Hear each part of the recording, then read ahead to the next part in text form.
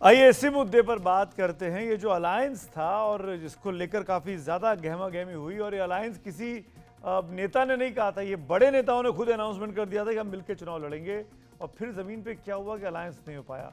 मेरे साथ कुछ जाने पहचाने चेहरे हैं मौजूद, हरियाणा को जानते हैं बहुत अच्छे से, पार्टियों को जानते हैं। परिचय कराता हूँ, मेरे सहयोगी दो हैं, प्रशांत और शरद। आप दोनों का स्वागत है। प्रशांत कांग्रेस कवर कर रहे हैं, शरद आम आदमी पार्टी कवर करते रहे, और साथ में दो वरिष्ठ पत्रकार हैं, धर्मेंद्र कवारी जी और बलवंत तक्षक जी, जो हरियाणा को हमसे ज़्यादा बेहतर समझते हैं। दोनों का बहुत बहुत स्वागत है। एक एक क्विक कमेंट में शुरुआत में अपने सहयोगियों से लेता हूं, फिर एक्सपर्ट के पास चलते हैं।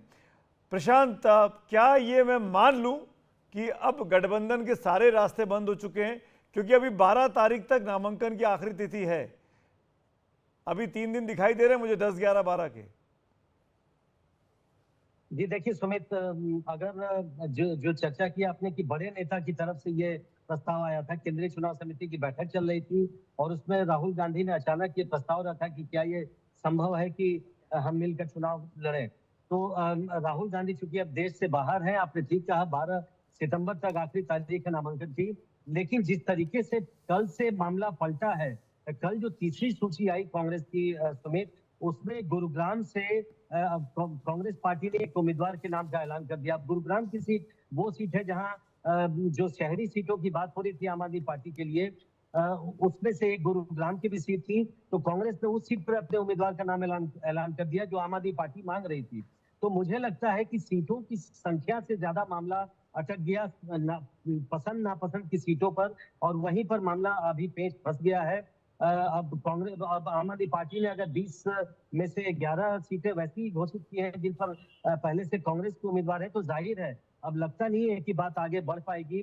कांग्रेस को आप जानते हैं कि पहले से ये राज्य इकाई तो कम से कम, और वो भी भूपेंद्र सिंह हुड्डा गुट की अगर बात करें तो वो तो कम से कम एकदम नहीं चाहते थे कि ये गठबंधन हो। तो अगर इस दृष्टि से देखें तो अब लगता नहीं है कि ये मामला आगे बढ़ने वाला है। जी हालांकि आपने ठीक कहा, 3 दिन अभी नामांकन का है, देखना होगा किस तरह से आगे बात बढ़ती है, लेकिन शरद, संभावना ऐसा नजर आ आपके पास आना चाहूँगा। और बड़ी अटकलें हैं कि इस हफ्ते में शरद, अरविंद केजरीवाल साहब की जमानत पर भी फैसला आना अगले 1-2 दिनों में, और जो कि रिजर्व कर लिया था पिछले हफ्ते कोर्ट ने। क्या उम्मीदें हैं कि अरविंद केजरीवाल से मुलाकात के बाद या उनके बाहर आने के बाद और राहुल गांधी के इंटरवेंशन के बाद, क्योंकि वो भी शायद 12 तारीख को लौट रहे हैं, जो आखिरी दिन जो है नॉमिनेशन का अपनी विदेश यात्रा से, कोई जगह है बातचीत की, या तय मान लिया जाए कि अब ये खत्म है, 90-90 सीटों पर आमने सामने है? सुमित जी, वो तो काफी हद तक तो सुप्रीम कोर्ट पे भी तय करेगा कि अरविंद केजरीवाल उससे पहले बाहर आ जाएं। 12 तारीख तक नॉमिनेशन है, उससे पहले ही अगर बाहर आते हैं तभी ये इस तरह की कोई बातचीत हो सकती है। आपने बात की है तो एक बात जरूर बताना चाहूंगा। जब लोकसभा चुनाव थे तब आम आदमी पार्टी और कांग्रेस में बातचीत अटकी हुई थी, और एक समय ऐसा आया था कि आम आदमी पार्टी के सूत्र ये कहने लग गए थे कि ये जो गठबंधन है ये टूट सकता है, टूटने के कगार पे आ गया है। तो बाद में पता चला, बाद में बातचीत हो गई थी, लेकिन अंदर की बात बाद में पता चली। वो हुआ ये था कि अरविंद केजरीवाल और राहुल गांधी की बताया जाता है कि आपस में बातचीत हो गई थी, और राहुल गांधी ने ये कहा था कि मेरा लास्ट ऑफर है, अगर आप स्वीकार करें तो आम आदमी पार्टी 4 पर लड़ ले, कांग्रेस 3 पर लड़ ले, अगर आपको स्वीकार हो तो डन करते हैं, वरना रहने दीजिए। अब दोनों नेताओं में बड़े स्तर पे बात हुई तो अरविंद केजरीवाल ने यस कह दिया, लेकिन फिर जब बातचीत हुई नेताओं के बीच में, जो बातचीत कर रहे थे उन्होंने फिर अलग बातचीत शुरू कर दी, तो इसलिए बातचीत खराब हो गई थी। लेकिन फिर जब बताया गया कि राहुल गांधी से बात हो गई है तो बातचीत जो है पटरी पर आ गई। लेकिन इस समय वो वाली बातचीत करने के लिए खुद अरविंद केजरीवाल उपलब्ध नहीं है। अगर वो बाहर हों तो फिर भी अरविंद केजरीवाल राहुल गांधी अगर आपस में कुछ बात करें तो ये समझौता जरूर हो सकता है, लेकिन अभी ऐसी स्थिति नहीं है। और अब बात क्योंकि बहुत आगे बढ़ गई है, और क्योंकि बात हो ही नहीं पा रही थी, आम आदमी पार्टी इससे भी नीचे आ गई कि हम संख्या पे भी समझौते करने को तैयार हैं, लेकिन जब पसंद की सीट भी नहीं मिली और दूसरी तरफ कार्यकर्ताओं का, नेताओं का बहुत दबाव था, तो फिर इसके अलावा कोई विकल्प नहीं बचा। बहुत ही ना के बराबर उम्मीद है कि अब जो है कोई गठबंधन जैसी चीज हम कम से कम हरियाणा में कांग्रेस और आम आदमी पार्टी का होते हुए देखें। हो कुछ भी सकता है, लेकिन फिलहाल नहीं नजर आ रहा। आप दोनों जमीन पे हैं, आप दोनों रिपोर्टर हैं, नेताओं से मिलते रहते हैं, उनकी बॉडी लैंग्वेज को समझते रहते हैं, तो आप दोनों एक सुर में बता रहे हैं कि अब ये परिस्थितियां लगभग ना के बराबर है कि अलायंस होगा। तो इसी पृष्ठभूमि पर, इसी बेस लाइन पर बातचीत शुरू करना चाहूँगा अपने दोनों एक्सपर्ट से, कवारी साहब से और तक्षक जी से।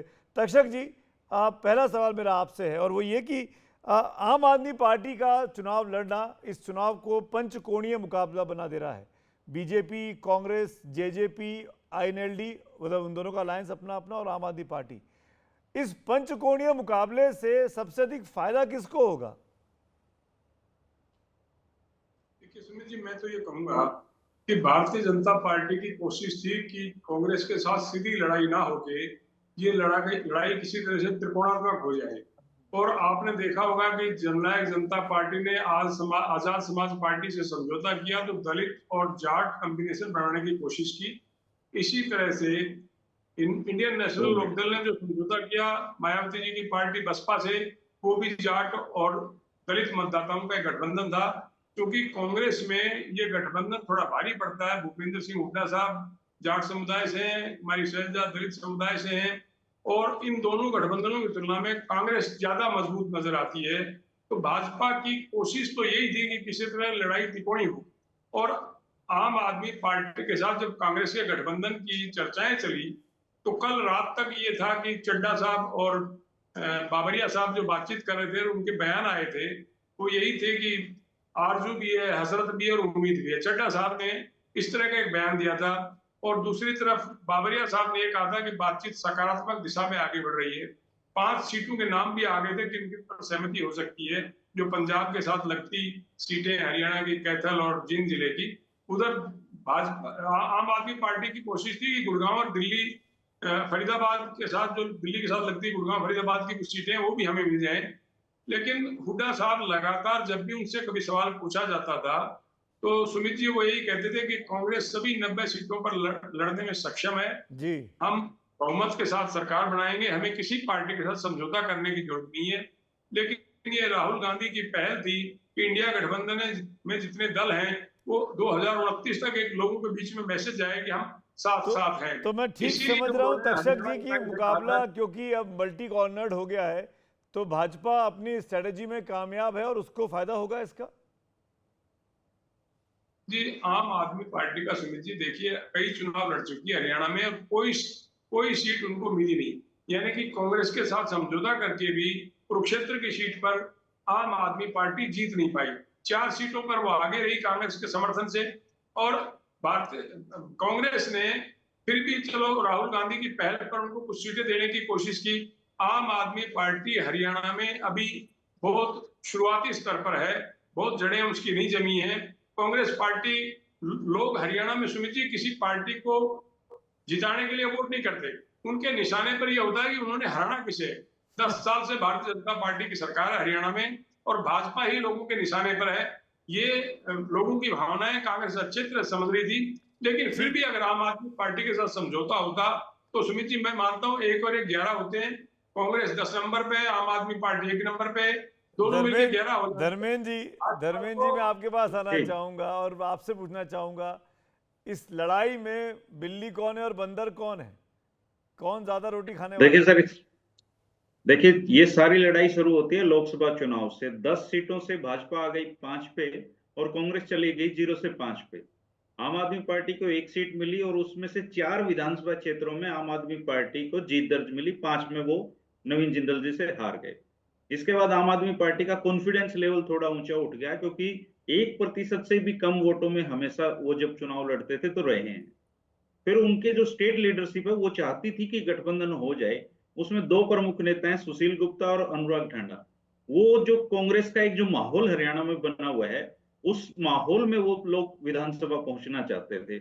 लेकिन जो दूसरे लोग थे जो आम आदमी पार्टी में जिनको वो कैडर कहते हैं, वो लोग भी अपने लिए टिकटें मांग रहे थे और डिमांड और सप्लाई में काफी फर्क था। वो जितनी मांग रहे थे उतनी कांग्रेस देने की पोजीशन पे नहीं थी क्योंकि कांग्रेस में तो एक अनार 100 बीमार वाली 90 सीटों के लिए 2500 आवेदन उनके पास हैं, तो वो टिकट देने की पोजीशन में ही नहीं थे। इसलिए भूपेंद्र सिंह हुड्डा शुरुआत से ही इसके बारे में नेगेटिव थे कि इनके साथ गठबंधन करेंगे तो हम अपने आदमियों को टिकट काटनी पड़ेगी। दूसरा, आम आदमी पार्टी के साथ आने से कोई बहुत बड़ा बेनिफिट उनको नहीं था, बस सिर्फ राहुल गांधी चाहते थे और राहुल गांधी ऐसा चाहकर अमेरिका चले गए।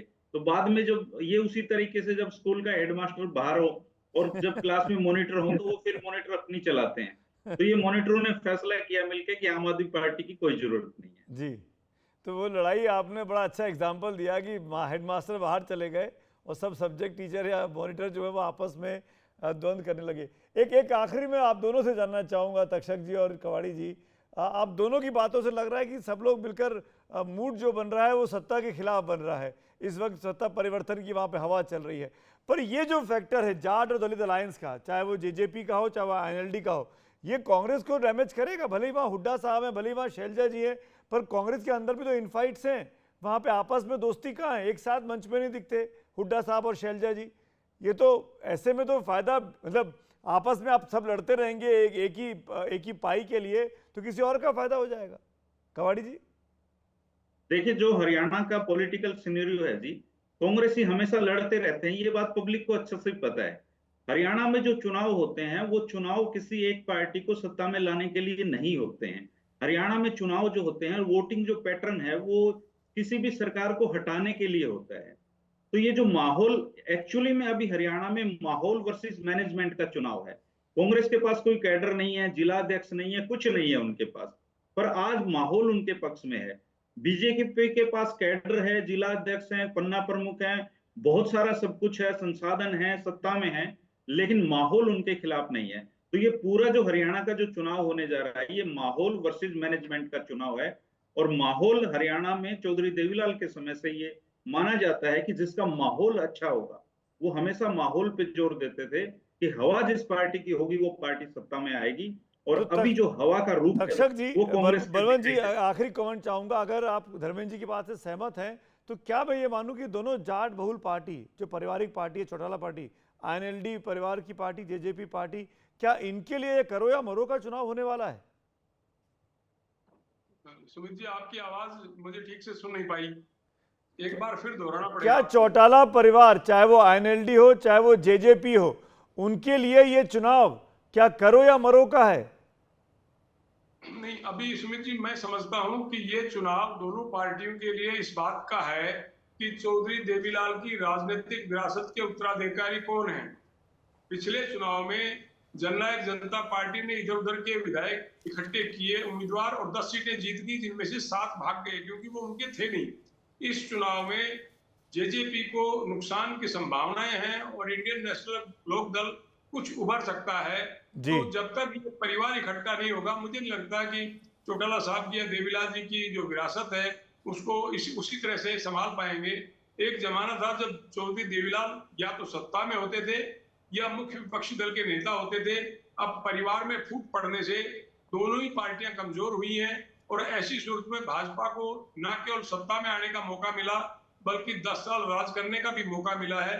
लेकिन हरियाणा का इतिहास इस बात का गवाह है कि आज तक किसी पार्टी को उसने तीसरी बार मौका अवस्थी जी नहीं दिया है। और आज के दिन जो हवा का रुख है वो थोड़ा कांग्रेस के प्रति भाजपा की तुलना में ऊपर लग रहा है। चलिए, बलवंत जी, धर्मेंद्र जी, प्रशांत, आप तीनों का शुक्रिया। शरद का संपर्क टूट गया है, लेकिन जाहिर तौर पर हरियाणा का चुनाव माहौल पूरा गर्मा गया है और चुनाव हरियाणा की जो तस्वीर निकलकर सामने आ रही है उसमें भी एक और कहानी बाकी है, वो है भारतीय जनता पार्टी की। बीजेपी ने सबसे अधिक कैंडिडेट अनाउंस कर दिए हैं, लेकिन बीजेपी में कैंडिडेट अनाउंस करने के बावजूद भी उसके बाद बहुत बड़ी संख्या में नाराजगी लोगों की निकलकर सामने आई थी।